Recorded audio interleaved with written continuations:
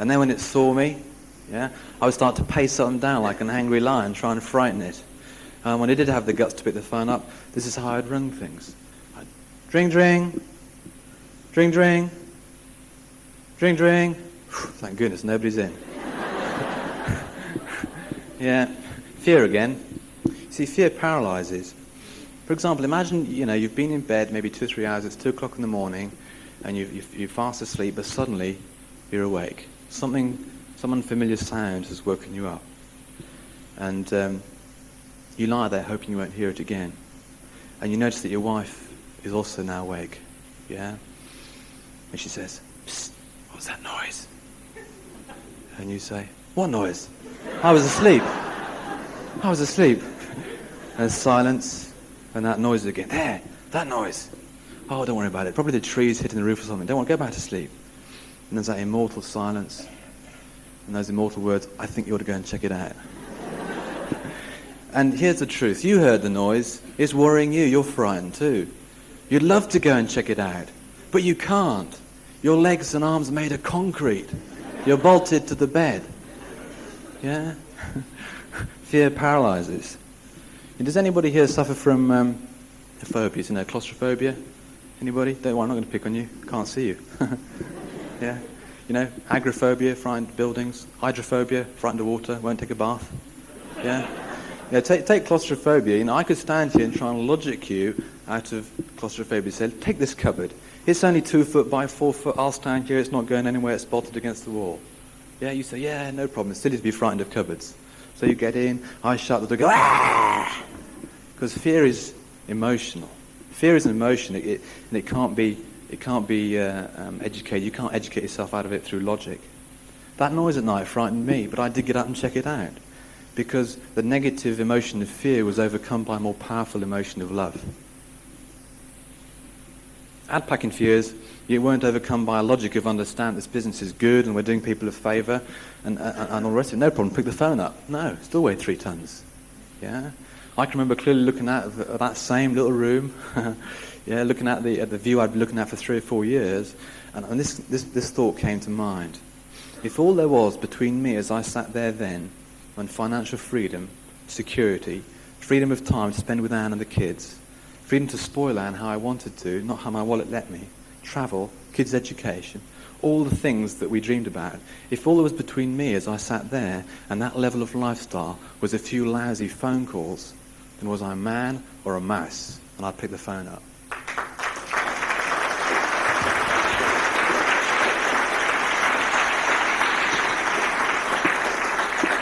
See, dreams are the powerhouse to your business. Your dreams will transport you out of the frustrations of the present into the possibilities of the future. The fear of failure, the fear of contacting was not overcome by logic. It was overcome by a more powerful emotion of the dream. Your dream will overcome whatever obstacles are in your path. When we compare the dreams of traveling around the world with the kids, retiring, before the age of 35, maybe total peace of mind, having the time to play, comparing those things with picking up the phone once at a time, there's no comparison, isn't it? It's a small price. And then we realize that all those dreams were ours if we just did that consistently. All we needed to do was to keep doing that. We actually started enjoying the price. I remember listening to a tape one day, someone saying, "You'll actually enjoy contacting." I thought, never. But it's true. Okay, you get good at it and you have some fun with it. Family reunion, a major function. There are 3 major functions every year, and family reunion came about 2 or 3 months into the business, and that did that for me. Just 2 days in my life that I nearly didn't get to. We weren't going to go, but that was a turning point in understanding what this business is all about. You'll have heard it said several times that major functions are the turning points for many directs. In fact, I would suggest all directs: pearls, emeralds, diamonds, and so on. And we're looking forward to Free Enterprise next month. Jerry and Polly Harters, that first family reunion for us, blew the lid off my thinking. They not only made me understand that this business worked, but it raised the horizons and I started to think bigger. There's a lot of talk about holidays and making great friends, and of course there was so much more. That was such a tremendous understatement. In fact, that's a feature of this business. My commitment after that function moved from I'm going to give this a try to I'm going to do whatever it takes, because I just started to understand what was there for us. Dreams by themselves are exciting, aren't they? But in order to achieve things that are important, we need to build a ladder to those dreams. In fact, that is what the team and the system allows us to do. Define where we want to go and then drop a blueprint for getting there. And our upline knew that too and arranged to get with us after that major function. I can remember a hot Saturday afternoon as if it was yesterday. Yeah, and we drew out a blueprint. We're in the garden. The board and easel went up in the garden. Yeah, and I can remember that afternoon very clearly. And that really was, I think, the start of our business after that major function. So we set the goals. Off we went. A few months later, we went direct, and then Pearl. Easy, wasn't it? No, of course, didn't happen like that. Okay. But now I want to give you a break from my voice and let my lovely wife Anne come up. And I would just say that, the business is a question of working with a team, whether you're single, whether you're a couple, you've got a team to work with. And thank goodness I've got Anne, because she believed in me when I didn't believe in myself. She kicked me up the bum when I needed kicking. Yeah, she encouraged me when I needed encouraging. And she'll tell you a little bit more about that. Please welcome my wife Anne.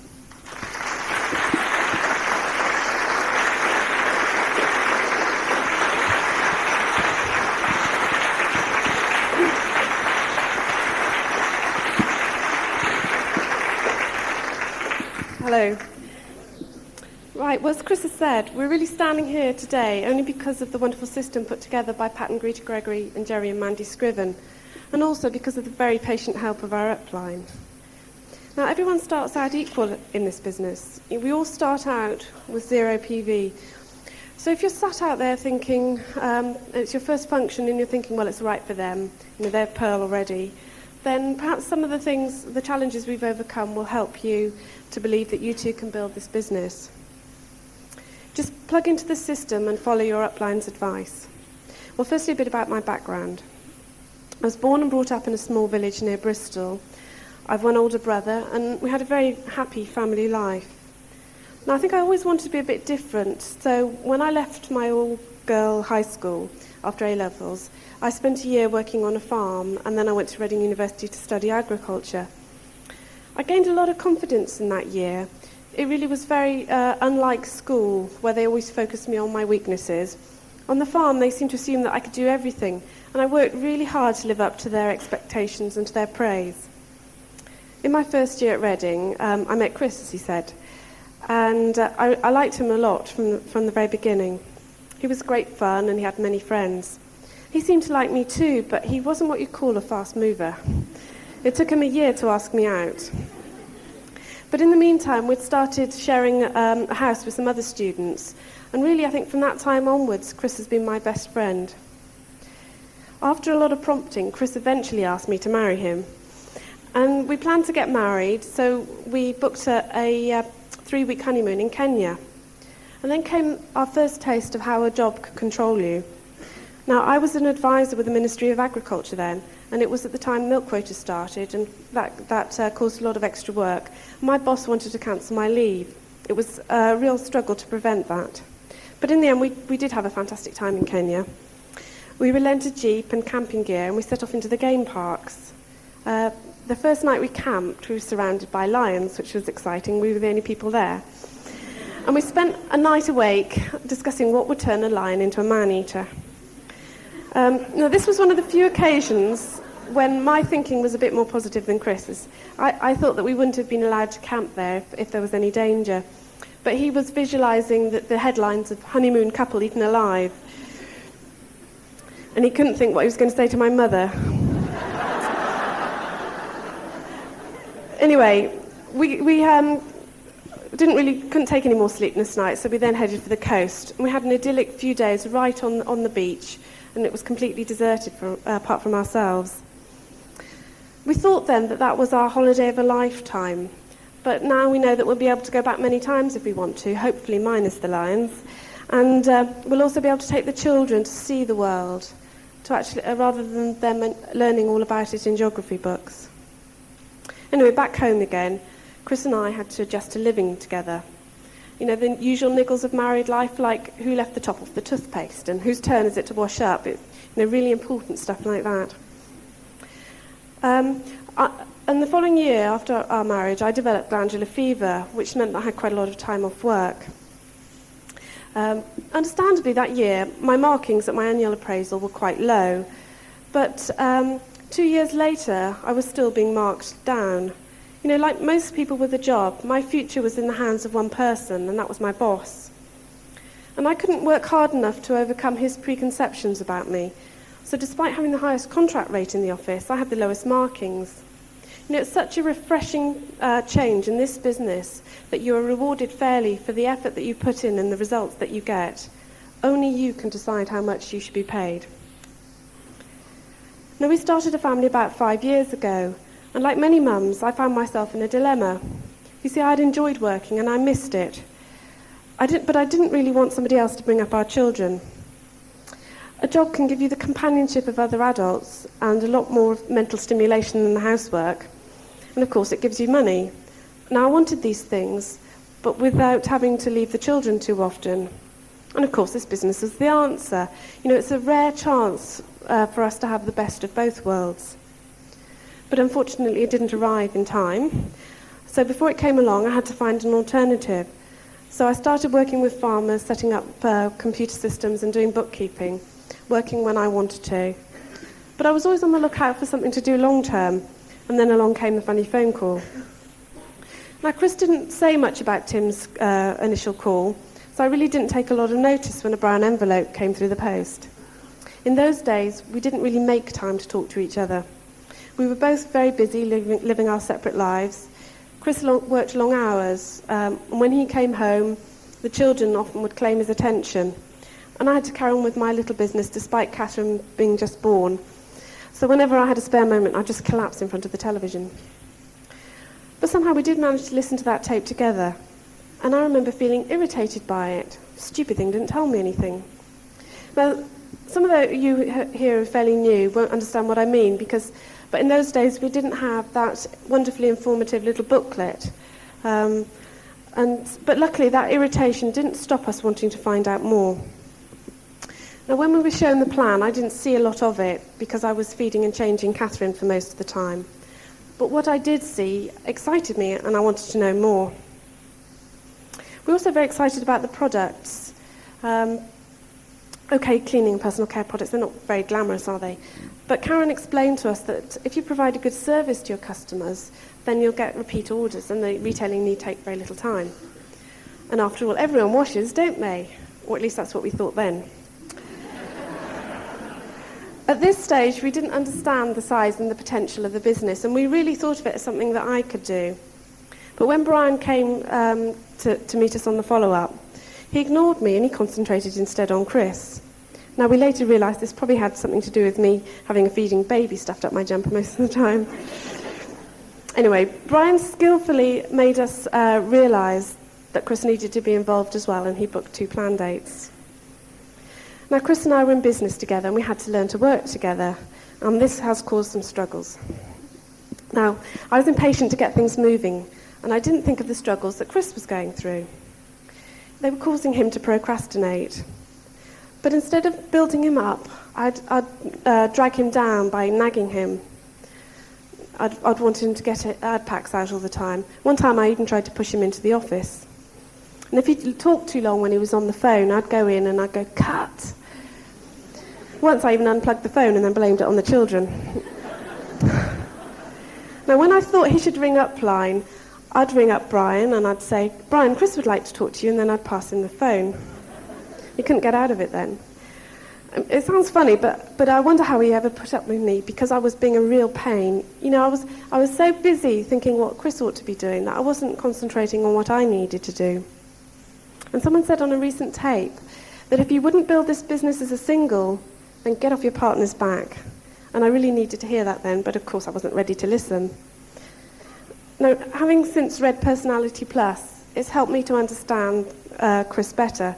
He's a phlegmatic, and his laid-back attitude gets me really frustrated. I want everything to happen yesterday. But delayed gratification and patience have been hard lessons, but worthwhile lessons to learn.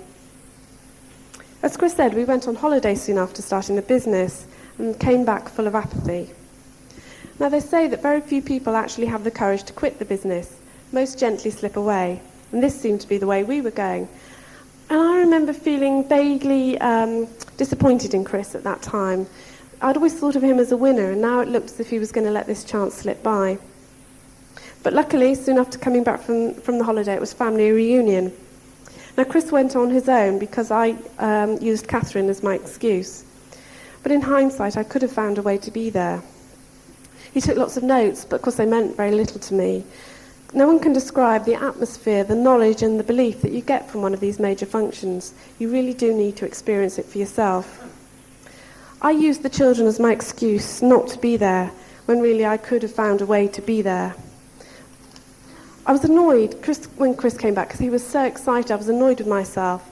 But my decision not to go, I think, must have held us back a lot because my level of belief and my commitment were low, and I dragged Chris down. Now, you've all got the chance to go to one of these major functions in October with Free Enterprise Day, so don't make the same mistake that I did. Do whatever is needed to be there. I found these seminar and rallies a struggle to start with. But once I started to listen and to learn, then I stopped fidgeting and they flew by. I think one of the reasons they made me uncomfortable was all this talk about the need to change. That scared me. It was a challenge, and I really don't think I understood it. At first, I thought I needed to duplicate my upline and become another Rousseau. Of course, that's not possible. But later on, I realised I just needed to concentrate on becoming a better me. Now, one of the key factors for both of us in building this business was getting our self-images right. And it was at a seminar and rally here where Jerry and Mandy Scriven spoke about the building of a good self-image. And that was a turning point in the growth of our business. We really wouldn't be here today if we hadn't gone to that seminar and rally. We're really looking forward to hearing Jerry and Mandy speak at Free Enterprise. You know, they taught us then that to succeed, you need to believe that you deserve success. You need to focus on your successes and not on your failures. And you need to get busy doing the things you know you need to do to succeed. In this business, you need to be reading every day, listening to a tape every day, showing the plan 3 times a week, and doing your minimum of 140 PV retailing a month. Anyway, after that seminar, we read books like What to Say When You Talk to Yourself and Psycho-Cybernetics. And we put together some good, positive self-talk. Now, these books also helped me get over a bad time of depression I had. But I also found another cure for feeling down was focusing on helping other people. Because then you don't have time to feel sorry for yourself. And also, helping other people gives you a good feeling of self-worth. Now, I've enjoyed reading the books right from the start, but found those tapes a lot more difficult. Chris tried all sorts of ways to get me to listen, but I wouldn't cooperate. One evening I wanted some peace and quiet, so I locked myself into the bathroom to have a good soak. Chris set up the tape player outside the bathroom, and he played a tape to me. And I had 2 choices, didn't I? Either listen or get out and switch it off. So taking the easiest option, I listened, and I heard some things I needed to hear. It was Polly Harteyes at the family reunion that I'd missed. And she'd talked about how she'd been negative about the business in the early days and how she'd not wanted to change. She talked about how she'd hated leaving the children because they'd clung to her legs as she tried to get out of the door. But as time went on, the children were proud to see their parents working side by side towards a common goal. And then she went on to talk about some of the opportunities they had and holidays they'd had because of this business.